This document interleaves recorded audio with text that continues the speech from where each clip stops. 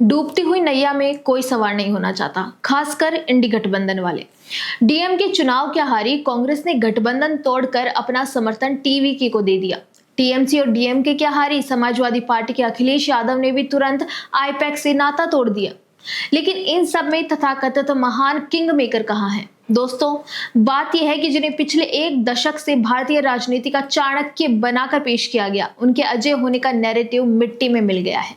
प्रशांत किशोर अक्सर ये तर्क देते हैं कि उन्होंने 2021 में ही आईपैक छोड़ दिया था, लेकिन ये केवल एक रणनीतिक और कानूनी सुरक्षा कवच है। सच्चाई तो यह है कि आईपैक का पूरा ऑपरेशनल मॉडल, उसके जटिल डेटा सिस्टम और रणनीतिक ब्लूप्रिंट, जिसे वे अपना इंटेलेक्चुअल प्रॉपर्टी कहते हैं, पूरी तरह से प्रशांत किशोर की मौलिक फिलॉसफी पर आधारित है। प्रशांत किशोर खुद को इस संस्था का मेंटर बताते हैं, जो भारतीय राजनीति में अक्सर बिना किसी कानूनी जिम्मेदारी के पर्दे के पीछे से रणनीतिक नियंत्रण बनाए रखने का एक तरीका है। आज भी आईपैक उन्हीं पुराने क्लाइंट्स को हैंडल कर रहा है जिन्हें प्रशांत किशोर व्यक्तिगत रूप से लेकर आए थे, जैसे कि टीएमसी। प्रशांत किशोर का मॉडल केवल चुनाव नहीं लड़ाता, बल्कि यह उस पार्टी के भीतर एक पैरेलल पावर स्ट्रक्चर खड़ा कर देता है। जैसे बंगाल में हमने देखा, यहाँ तो एक पैरेलल सरकार ही खड़ी कर दी गई थी, जिसे ये डेटा ड्रिवन राजनीति कहते हैं। वह अक्सर दशकों पुराने जमीनी कैडर और नेतृत्व को दरकिनार करने का एक बहाना मात्र है।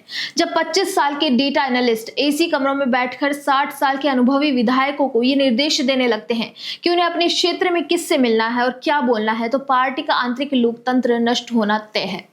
अखिलेश यादव का हालिया फैसला केवल फंड्स का मुद्दा नहीं है, बल्कि डर है, शायद रियलाइजेशन है कि आईपैक से कुछ नहीं होगा। तो कह सकते हैं कि प्रशांत किशोर के किंग मेकर होने का मिथ टूट चुका है। देखिए, राजनीतिक गलियारों में ये बातें हैं कि किशोर और आईपैक के बीच का ये तलाक केवल एक दिखावा था, ताकि चुनावी विफलता या वित्तीय जांच की स्थिति में उनकी छवि को सुरक्षित रखा जा सके। विशेषकर हाल ही में आईपैक के डायरेक्टर विनेश चंदेल की गिरफ्तारी और कॉल स्कीम से जुड़े वित्तीय आरोपों के बाद ये मेंटरशिप वाला टैग किशोर के लिए एक ढाल की तरह काम कर रहा है। प्रशांत किशोर का करियर एक बहुत ही सोची समझी एग्जिट स्ट्रेटजी पर आधारित है। 2021 के बंगाल चुनाव के ठीक बाद उनका संन्यास का ऐलान करना कोई संयोग नहीं था।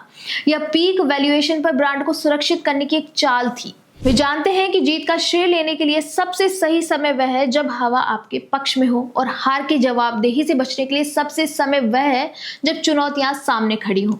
एक सच्चा मार्गदर्शक हार में अपनी टीम के साथ खड़ा होता है, लेकिन प्रशांत किशोर का ट्रैक रिकॉर्ड रहा है कि जैसे ही चुनावी समीकरण बिगड़ने लगते हैं, वे खुद को मेंटर बताकर पूरी जवाबदेही आईपैक पर डाल देते हैं। प्रशांत किशोर की किंग मेकर वाली छवि दरअसल चुनिंदा सफलताओं की एक चकाचौंध है, जिसके नीचे नाकामियों का एक लंबा सिलसिला दबा हुआ है। 2017 का उत्तर प्रदेश चुनाव इसका सबसे बड़ा उदाहरण है, जहां राहुल गांधी के साथ खाट सभा जैसे कृत्रिम प्रयोगों ने कांग्रेस को राज्य के इतिहास की सबसे शर्मनाक हार की ओर धकेल दिया। जहां भाजपा का पन्ना प्रमुख जमीन पर था, वहां पीके की टीम लखनऊ के एसी कमरों से डेटा चार्ट बना रही थी। इसी तरह 2022 के गोवा चुनाव में उन्होंने टीएमसी को एक राष्ट्रीय विकल्प के रूप में इंपोर्ट करने की कोशिश की। करोड़ों का विज्ञापन बजट यह नहीं छिपा सका कि बिना कैडर की राजनीति संभव नहीं है। परिणाम शून्य रहा। गोवा और उत्तराखंड जैसे राज्यों ने यह साबित कर दिया कि राजनीति लैपटॉप की स्क्रीन पर नहीं, बल्कि लोगों के विश्वास पर चलती है।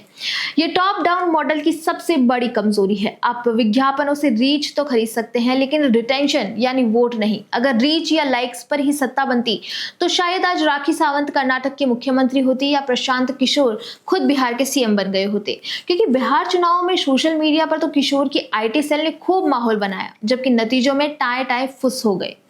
यही कारण है कि उनका मॉडल उन राज्यों में तो काम कर जाता है जहां पहले से ही एक मजबूत स्थानीय नेतृत्व मौजूद हो, लेकिन जहां खुद के दम पर संगठन खड़ा करना हो, वहां ये बुरी तरह विफल हो जाते हैं। बिहार का उदाहरण मैंने आपको इसीलिए बताया।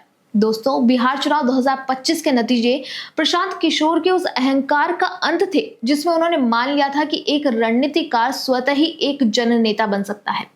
डेटा बताता है कि मतदाताओं ने उन्हें एक संजय की भूमिका में तो सुना, पर एक अर्जुन के रूप में पूरी तरह नकार दिया। 238 सीटों पर चुनाव लड़कर लगभग हर सीट पर जमानत जब्त करवाना यह दर्शाता है कि बिहार की जनता ब्रांडिंग और बुनियादी राजनीति के बीच का फर्क बखूबी समझती है। आज जब अखिलेश यादव फंड्स का हवाला देकर आईपैक से दूरी बना रहे हैं, तो ये असल में उस ब्रांड की एक्सपायरी डेट है जिसे अजय रणनीतिकार के रूप में बेचा गया था। हकीकत यह है कि जो व्यक्ति अपनी खुद की जमीन पर एक किंग नहीं बन सका, वह अब दूसरों के लिए किंग मेकर होने का हक भी खो चुका है। डेटा कभी भी कार्यकर्ताओं का विकल्प नहीं हो सकता और 2026 के नतीजों ने इस सत्य पर अंतिम मुहर लगा दी है। पीके बिल्कुल पीके फिल्म की तरह है। शुरुआत में सबने पसंद किया, लोगों को मजा भी आया, लेकिन अंत में हकीकत जनता के सामने थी। और बंगाल और तमिलनाडु के चुनावी नतीजों ने इस बात पर अंतिम मुहर लगा दी है कि प्रशांत किशोर के प्रोपेगेंडा का किला ढह गया है। आज हर कोई उन्हें चाणक्य, किंग मेकर, चुनावी रणनीतिकार नहीं बल्कि बिहार में जमानत जब्त करवाने वाले नेता के तौर पर देखता है। खैर, आप प्रशांत किशोर को कैसे देखते हैं हमें कमेंट बॉक्स में जरूर बताएं। वीडियो पसंद आए तो लाइक, शेयर एंड सब्सक्राइब करना ना भूलें।